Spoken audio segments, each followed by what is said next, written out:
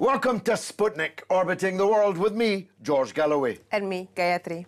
The giant port city of Karachi, Pakistan's largest, is locked down and at a standstill. Vehicles are burning. The British consulate under siege. Its diplomats disappeared to Dubai. And all over a British man from Edgware on the outskirts of London. Altaf Hussain was arrested this week by London's Metropolitan Police after a long-running inquiry which involved a strange death and piles of unaccounted-for money. Hussain is not being held for murder, though, rather like Al Capone on charges of money laundering. The murder inquiry is continuing. Altaf and his supporters, however, fiercely deny any wrongdoing on his part. Some years ago, alone, I can promise you, in Parliament, I raised of Mr. Blair's government some trenchant questions about Altaf Hussain. Here's a clip of what I said then. Why is Altaf Hussain being allowed from a sofa in Edgware to conduct a terrorist campaign and a campaign of extortion of businesses and citizens in Sindh? And why was he given British citizenship? I want to ask the Minister tonight, and if he doesn't have the answer to hand, I would like him to write to me and tell me the answer to this question. Was Altaf Hussain ever refused British citizenship? And if he was refused British citizenship, what changed between that refusal and the granting of citizenship to him? It is an extraordinary thing, Madam Deputy Speaker, in the middle of a so-called war on terror, that a bloody reign of terror in a major Pakistani city, and there are millions of Pakistanis who are citizens of our own country, a terrorist cell is operating from Edgware in the form of the MQM. Every day, Altaf Hussain, a British citizen, addresses his puppets in Karachi, giving them instructions on how they should govern, including how they should handle peaceful demonstrations. Well, I think I look younger now than I did then. Joining us now to discuss the backdrop to this week's extraordinary events is Barrister Aisha Jamil, I'm glad to say. Barrister Aisha, thanks for coming on the show. Thank you for having me. Just before we go into Altaf Hussain and the arrest, give us the backdrop, will you? Because many British viewers will be rather puzzled as to why this is all happening, who this man is, what he stands for, and the rest. Tell us about the MQM, who they represent, what their demands are. Well, George, MQM is perhaps the fourth largest party in Pakistan at the moment. It was formed some time ago by Altaf Hussain, initially whilst he was a student, and then it became what was known as the MQM, Mutada Qawmi Movement. Mutada means united. Initially it was Muhajir Qawmi Movement, and that really was formed initially for those who had immigrated to Pakistan from India, South Asia, Bangladesh, and they were Urdu speaking. Initially, it was a party to give a voice to those who they felt had been trampled upon and were discriminated against. And this is how the party initially formed. Over the years, it has levied a lot of power in Karachi. Particularly, that's where it's more prominent, because that's where the Muhajirs immigrated to. A lot of people have said that they wield far too much power, and there are rogue elements of that party which has caused terrorism in the city. Of course, these are allegations which are denied by the MQM. But in 1992, there was an operation called Operation Cleanup. It resulted in the arrest of several senior MQM leaders in the country. There were a number of allegations made against Altaf Hussain, and there was a warrant out for a murder against him also. And at that point, he fled the country, and he obtained a political asylum in the UK. Interestingly, in 2002, he was given a British passport under what was considered now, when it was investigated, to be a clerical error. So how it can be a clerical error, I'm not quite sure. But one thing which recently came to light is that whilst Tony Blair was in government, a couple of weeks after 9/11, Altaf Hussain, or the MQM, had written a letter to that administration, Tony Blair's government, and said that we have unlimited resources to curb, you know, to have demonstrations, bring people out in the street. We have, you know, we would encourage you to disband the ISI. ISI, of course, is the intelligence service in Pakistan. One thing's clear, he addresses from London, from Edgware, from his sofa that I talked about there in Parliament, he addresses his followers in Pakistan over television, live television broadcast to them. And it's pretty blood-curdling stuff, isn't it? Well, there's been a number of speeches, and he's got away with them so far because they're just on the peripherals, just on the edge. You know, in May last year, over 12,000 people complained to the police. They made a report saying he has incited violence under the Terrorism Act, you must arrest him. And that's when the investigation kicked off. Around about the same time, Mr. Galloway, you remember you instructed my firm, HKH Kenwright & Cox Solicitors, to see whether there were avenues that could be pursued in terms of either a civil action or a private prosecution. But it seems after those complaints were made, the police got into action. Of course, there was always the ongoing inquiry in relation to the murder case of Dr. Imran Farooq. Dr. Imran Farooq was murdered here in London. He was one of the leaders of the MQM. There seems to have been some kind of falling out, and he's dead.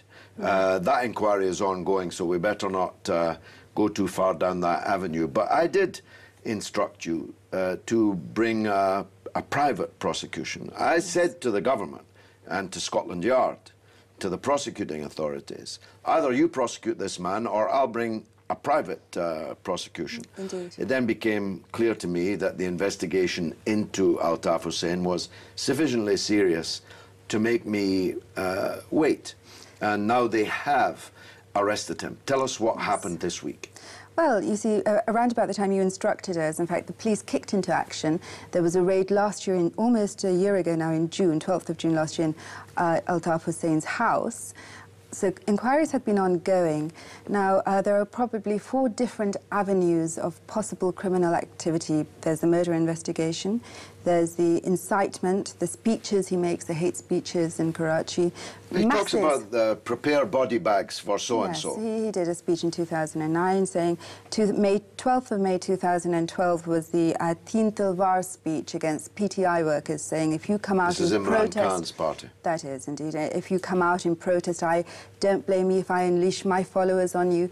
But you see, I don't think there was enough really to successfully convict in front of a jury with those speeches, but they're still being looked into.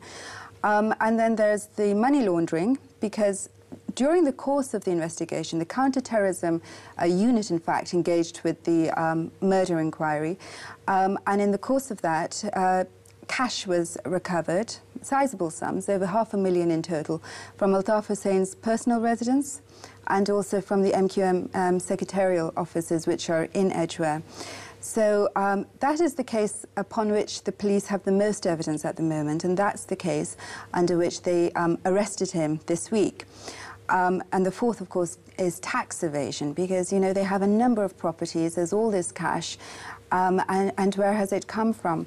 Now, in relation to the money laundering, what Altaf Hussain will no doubt do is, if he is charged, and he hasn't yet been charged because he's ended up in hospital, well, he hasn't been well. I think he did have an appointment already. But yes, so it's difficult for the police to interview him. But he is no doubt going to say, this is money which was given to me by donators, because there are thousands of MQM followers, and I'm sure they'll all step forward saying, we made donations. But it still has to be accounted for. It should have been put in bank accounts.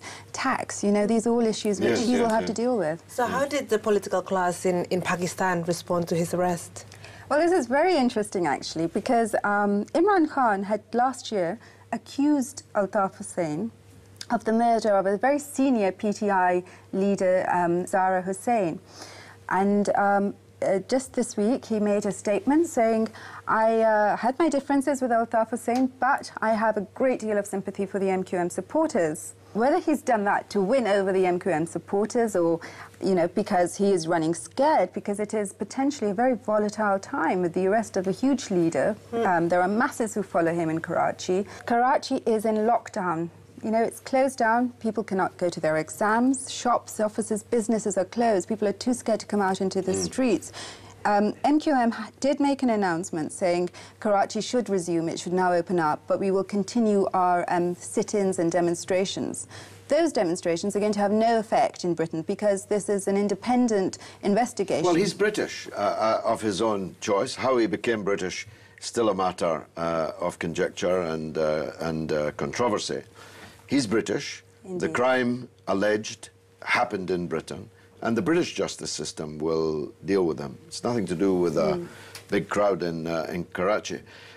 What about the government of Pakistan? Well, Nawaz Sharif, yes. presumably seeing a rival not yet behind bars, but under arrest. Is he happy about it? Well, nobody has expressed happiness at all. In fact, the political parties are being very, very measured and careful, as is the media.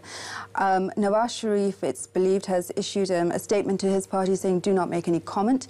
He's also offered a consulate to come and meet and give support to Altaf Hussain if the police allow it.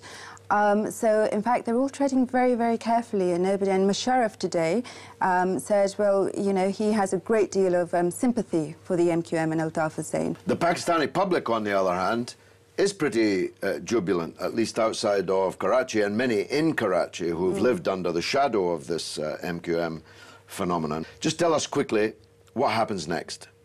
Well, you see, now we've got to wait until he's improved, he's recovered from hospital, he's released from hospital, he's still under police custody, he needs to be interviewed. The police will have to make a decision as to whether they are going to charge him or not.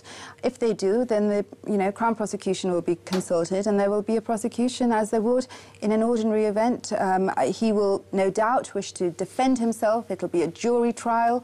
So, you know, it's not a political decision. This is very much an independent judiciary in this country, and the due legal process will take place. Thank goodness for that, Barrister Aisha Jamil. Thank you very much. Coming up after the break, it's D-Day anniversary time, with a necessarily dwindling number of surviving veterans of the day that changed Europe for good. 6th of June, 1944. We'll be right back.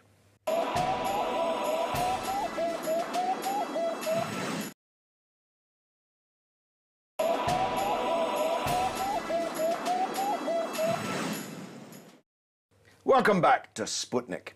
D-Day marked the opening of a second Western front in the Second World War.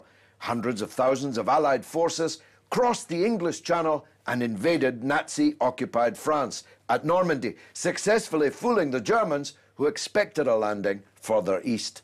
In Saving Private Ryan, Steven Spielberg's masterpiece, the opening 20 minutes probably caught the nightmarish quality of The Longest Day better than any surviving newsreel footage. The beaches of Normandy stained red, and the heroism of the attackers became legend. Particularly, it must be said, the American and Canadian contingents, who definitely drew the short straw in the selection of beachheads. At the end of that day, despite enormous sacrifice, the Western Allies had landed, and the tide of the war began to turn. People on the left in Britain had been campaigning for the opening of such a second front for more than a year. On the Eastern Front, the then Soviet Union had been making sacrifices almost beyond calculation, and the Soviet government had become increasingly furious and suspicious that they were being left to fight Hitler alone. Joining us now to discuss perhaps the most significant day in European history is military historian Max Arthur, OBE. Max, you've got a tremendous spread in the Daily Mail, with adorned, I must say, with a picture I've never seen before of two of the wounded from that longest day. And your stuff is just brilliant. Your book, Silent Day, I'm reading now. Just for the younger viewer, as we say, tell us what happened on D-Day.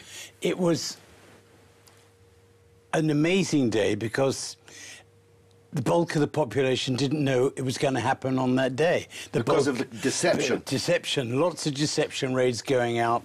Hitler was deceived. The German army was deceived.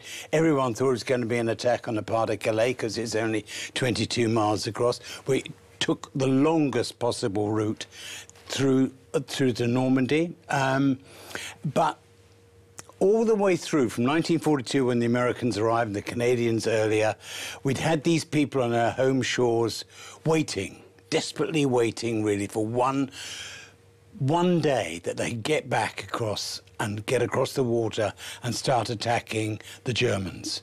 So the book is basically dealing with what it was like to live in this country with the Canadians and the American soldiers. Overpaid, oversexed, and over here. Absolutely. The adoration of the women and the children for these young men was amazing. I think I worked it out, there's about £5 in value between an English uniform circa 1914-18 and the American suave gabardine, and I thought if everyone had given them £5 and gone off and got a now under this competition probably would not have happened, you know. But it was never to be the case.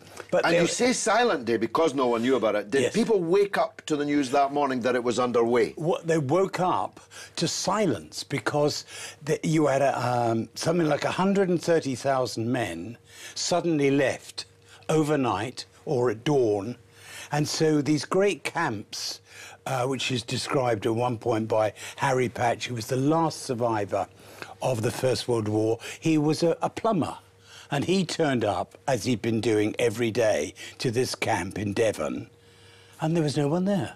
The gate was swinging, the 3,000 men had gone, there was coffee still boiling on the stove, uneaten breakfasts, and they'd gone. So this man, who they could have told, you know, the man from the last man from the First World War, you think, perhaps we tell Harry, you know. No one knew. When you think of the thousands upon thousands of sailors, soldiers and airmen who had to keep that secret, and the civilians and their wives, and in one marvellous case, there's a story of this chap still giving out invitations, his wife sending out invitations to a wedding on the 8th. Wow. And she didn't know, and he couldn't tell her that he wasn't going to be turning up on the day. So extraordinary, that secrecy among so many people. It was the largest amphibious operation ever, until now. No, it still is. Still is. Oh, yes. It's probably never. Thousands Let's of hope ships. it's never. We wouldn't have thousands of ships now. No. This is I mean, there was thousands of ships on the water, and a vast air fleet as well, you know. Of course, we had air superiority by that time. Yes, was that one of the things they were waiting indeed. for? Yeah. No, not really. No, I think we had the energy. We just needed the timing because it was due on the 5th, and there was these poor boys, thousands of men, 130,000, swanning about in landing craft, not the most comfortable of things. No, I've been in one. Yeah, holding up to 700 men, you know, all desperate to get onto the beaches, all vomiting all over the place. And they cancelled it. Some had actually set off already, so they had to be brought back. So come, you know, that dawn of that day, they just wanted to get there, do the task, because the momentum had built up. You know, let's get this done. And it was a rough, raw attack, really. Almost every man was screaming to get off the landing craft because they were all sick over the side. They thought, I don't care if... There was one marvellous account. He said he didn't care if he did get shot. All he wanted to do was get off that bloody landing craft, you know. Get onto the beach, do something. I mean, the beaches that we landed on weren't anywhere near as horrific as Omaha. That really was. The American sacrifice was truly gargantuan. Tell us about that. Way over 2,500 men killed on that beach, you know, as they landed. As they landed. Now, I've got to make this point, not because this is Russia Today, but because this is my own politics shining through. These casualty figures that we're talking about as awful are, of course, a drop in the ocean to the figures being suffered on the Eastern Front. And as you know, men of the left, like me, were campaigning in Britain at the time, demanding a second front to take the pressure off the Red Army that was breaking the back of the Nazi war machine, as Mr. Churchill gallantly conceded throughout. Why did they wait so long? I think they had, it was almost a psychological aspect to this. And a detachment as still remains between ourselves and Russia. They were our allies, but slightly distant allies. It was too far away, as the Germans used to chant on the way back. It's 1,000 miles from Moscow to Berlin. That was their marching, and it is exactly 1,000 miles. And that distance makes quite a bit in our history. So it was them getting on, but Stalin was exerting great pressure on us to get this second front going.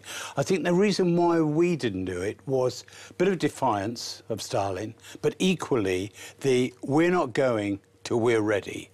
And it took that time of training and everything else, getting everyone assembled, getting the units ready, preparing to launch these thousands of ships, thousands of aircraft, getting men to the right place at the right time, not something you can do in a few days.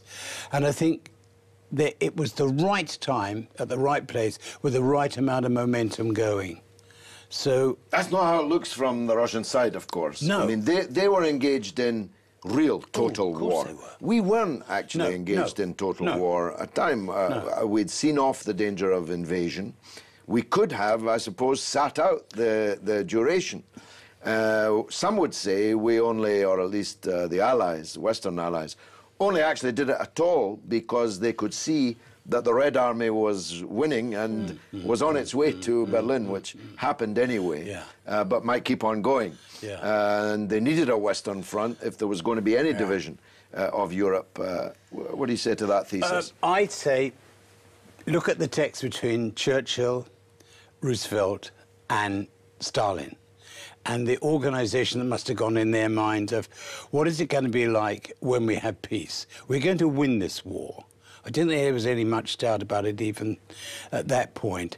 How is this going to finally, you know, through your political expediency, let's make a calm front afterwards. Let's make some there must have been some agreements somewhere along the line. Of course. So in which case the British and the Americans and allies fitted into that. We could have suffered, we could have lost Normandy, you know, had they managed to counterattack, which they did very quickly. And when you think that 4 months later at Bastogne, they'd almost overwhelmed the American troops, yet again drove them back 60 miles. It was still perilous, and a lot of casualties all the way through. A lot of French casualties. A lot of French casualties. I mean, thousands of French people died in the D-Day invasion. Absolutely, bombed in their own houses by British. By us, by us. Yes. Thousands. Far more than were killed on the beaches. You know, we were going to. You know, they weren't exactly out there with. But it was the liberation of France. Yes, which was important. The French are, I think, grateful for that. Maybe a little shy about it, but grateful for it. And of course, the commemorations this week have been quite moving. Oh, very moving. The Queen there, maybe for the last significant anniversary. I said in the introduction it was the most important day in European history. Is that hyperbole on my part? No, not at all. Changed the face of the world. What world would we have had? Your book captures it, I must say, wonderfully. That aspect of it that not many people calculate now, the total silence, the total secrecy in which it was done. That is something that definitely could not be repeated. No. Max Arthur, OBE, it's been a pleasure. My pleasure. Reliving D-Day with you. Thanks very much. Thank you. Indeed. And now it's your turn to tell us what you think through the portals of social media. What's rattling, Gayatri? On the Altaf Hussain arrest, Mashood says that 99% of Pakistani politicians are corrupt. They saw a scandal cracked, they fear news around them. And Salman Shah argues that, how much do you get from Pakistani establishment, George, to sell out your conscience? Nothing from anybody. Don't judge everybody else by your own rat-like standards. That's clear, I guess. On the D-Day anniversary, Zash Anna says, D-Day anniversary should be a commemoration of shame of West for not opening it until USSR broke the back of Nazis and defeated them? Well, I think that's going too far. I don't think you can describe an operation of that scale, of that heroism and sacrifice as being something to be ashamed of. Yeah. We should certainly be ashamed of the fact that it didn't happen earlier. But the men who mounted the biggest amphibious assault in military history until this day have a lot to be proud of, and we should be proud of them. That's why we're celebrating it this week, and that's it for them. Which sadly means that's the end of the show. Do please keep in touch with us on Twitter at RT_Sputnik, and on Facebook you can like us on Sputnik on Russia Today. It's goodbye from me, Gayatri. And from me, George Galloway. It's been marvellous.